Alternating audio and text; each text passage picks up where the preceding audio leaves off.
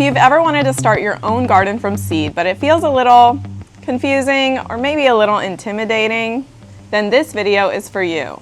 I'm going to share with you step by step how you can start your seeds in a seed starting cell like this one. First, let's start by talking about why we start seeds like this, and then I'll share what plants are best to start like this.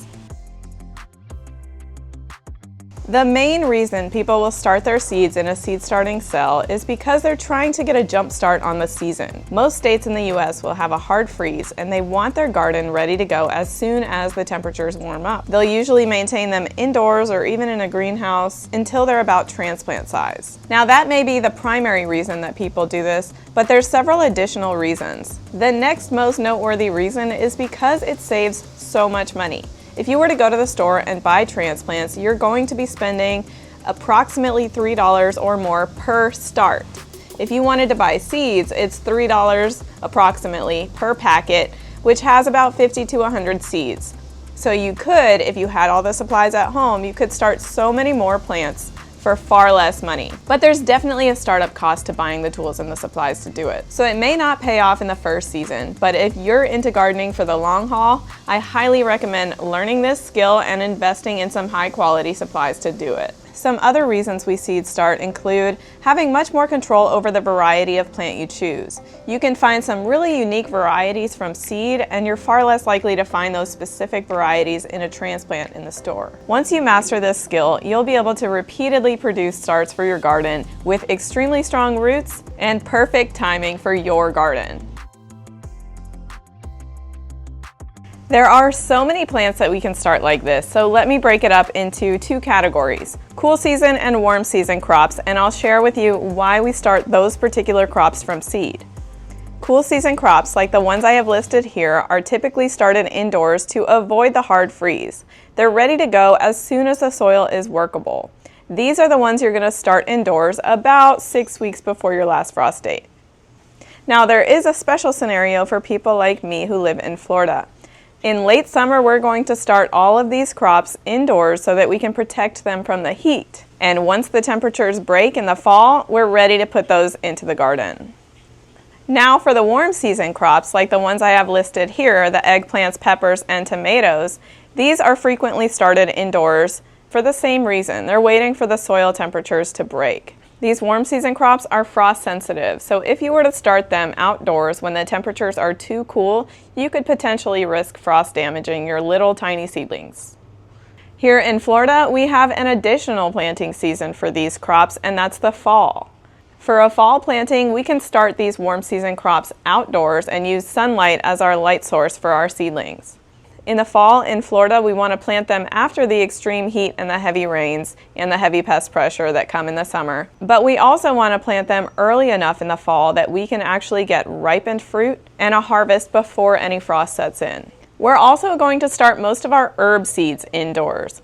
Herb seeds are so teeny tiny that if we were to plant them directly into the garden, there's a really good chance that they'll just be washed away in heavy rain.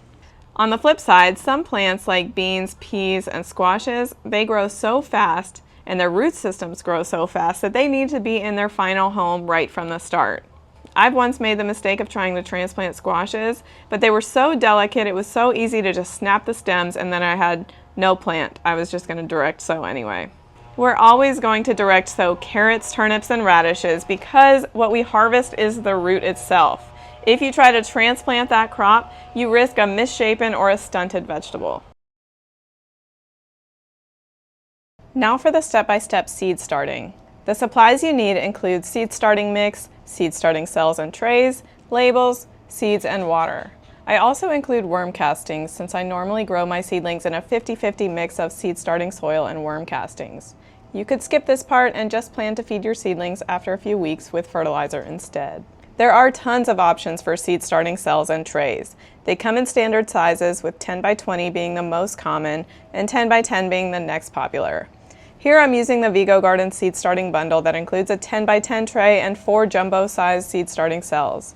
I highly recommend this one for its durability and its great features such as a larger hole on the bottom that makes it easier to pop out the starts and the air pruning strips on the sides that help grow stronger roots. I also highly recommend labeling your starts. It's easier than you might think to forget what you planted.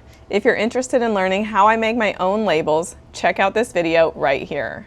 I'm in Florida and I normally source my seeds from a few different places like Jarrah's Garden, Southern Exposure Seed Exchange, and Botanical Interests. Seeds should be fresh, meaning an expiration date in the current year. If you're using old seeds, the germination rate will be lower than advertised, so you'll need to sow more seeds in each spot to ensure something comes up. I'll start by mixing up the soil and worm castings in about a 1-to-1 ratio. Then you'll want to add some water and mix it up some more. I find that it's easier to get an even distribution of water at the beginning if I do it during the mixing stage instead of after filling the cells. We're looking for the soil to be wet enough that it'll stay in a ball when squeezed, but not so wet that it's dripping. Then you'll add the soil to the cells. You'll add a lot, press it firmly but not too firmly, and then check the sides for any air gaps. We don't want the soil to be so firm that it's compacted, but we also need to minimize any air pockets for bottom watering to be effective. The last layer of soil will be a little looser packed on top. Then you'll want to add your labels to the cells and sow your seeds. Pay attention to the sowing depth on the seed packet. If you sow a seed too deep, it won't have the energy to break through the surface of the soil.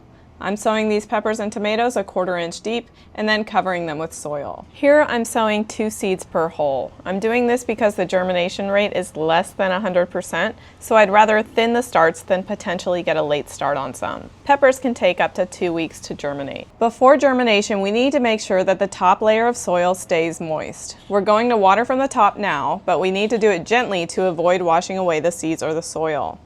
These Vigo Garden seed starting trays have a humidity dome that helps drip the water slowly from the top and gets each cell wet without displacing the seeds. If you have a different setup, you may want to use a sprayer to gently keep the top of the soil moist.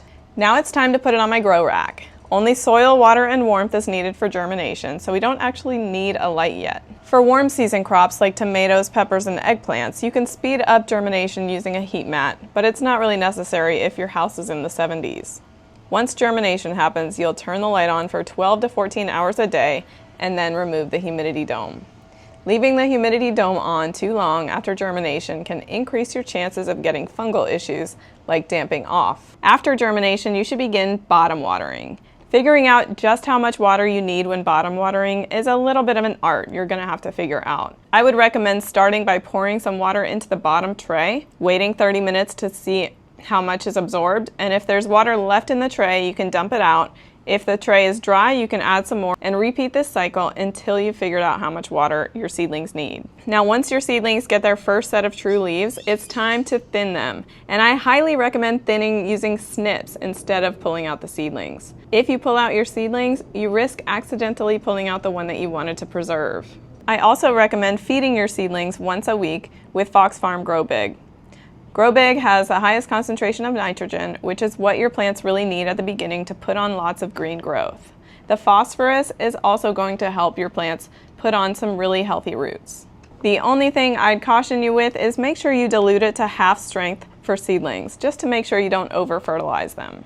When your plants are transplant size, they're ready for the garden. Don't forget to harden them off by gradually increasing the amount of time they spend outdoors before they go into the garden. This can mean 2 hours the first day, 4 hours the second day, until you feel like they're accustomed to the environment. And that's how you start seeds. Subscribe to the channel and watch out for some related future videos like how to choose a grow light.